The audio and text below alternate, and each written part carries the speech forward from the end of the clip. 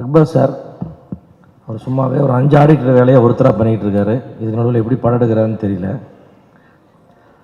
அது மட்டும் இல்லை, அவருடைய கணக்கு பல தயாரிப்பாளருடைய கணக்குகள் அவர்கிட்ட இருக்குது. மீதி சினிமாவில் இருக்கிற பல ஆர்டிஸ்ட் கணக்கும் அவர்கிட்ட இருக்குது. எல்லா கணக்கு எப்படி ஏறிட்டு போகுது, எவ்வளோ தயாரிப்பாளர் கணக்கு இறங்கிட்டு போகுன்றது தெரிஞ்சும் படம் எடுக்க வர்றாரு. இது எப்படின்னு அதுவும் புரியல. ஆனால் ரொம்ப தைரியமான ஆள்சாமி அவர். அதனால் அவருடைய தைரியத்துக்கு முதல்ல அவருடைய பாராட்டுக்கள். அதே மாதிரி இந்த இடம் வந்து ரொம்ப நாளாக வந்து ஃபங்க்ஷனுக்கு ஷூட்டிங் கொடுக்காமல் இருந்தாங்க. அதை எப்படியோ வடிச்சு பிடிச்சி வாங்கியிருக்காரு. நீங்கள் கொடுத்த ஆரம்பம் பல சிறிய படங்கள் நீங்கள் பண்ணுறதுக்கு ரொம்ப பட்ஜெட்டில் பண்ண முடியுங்க. ரொம்ப காஸ்ட் கம்மியாக இருக்கும். அந்த வகையில் இந்த இடத்த வாங்கி கொடுத்ததுக்காகவும் அக்பர் சாருக்கு ஒரு நன்றி. 11 திரைப்படம் நிச்சயமாக ராட்சசன் போல் ஒரு பெரிய வெற்றி அடையும் என்று அந்த படம் பார்க்கும்போது அந்த படத்தை நம்ம ஞாபகப்படுத்துகிற அளவுக்கு ஒரு நல்ல படமாக ஃபீல் ஆச்சு. அதே மாதிரி நவீன் சந்திரா ஒரு wonderful actor, very well proved, ஒரு நல்ல ஒரு எக்ஸ்ட்ரானரி ஆக்டர். அவருக்கு தமிழில் வந்து ஒரு மிகப்பெரிய என்ட்ரி இந்த படம் கொடுக்கும்னு ஐ விஷ்.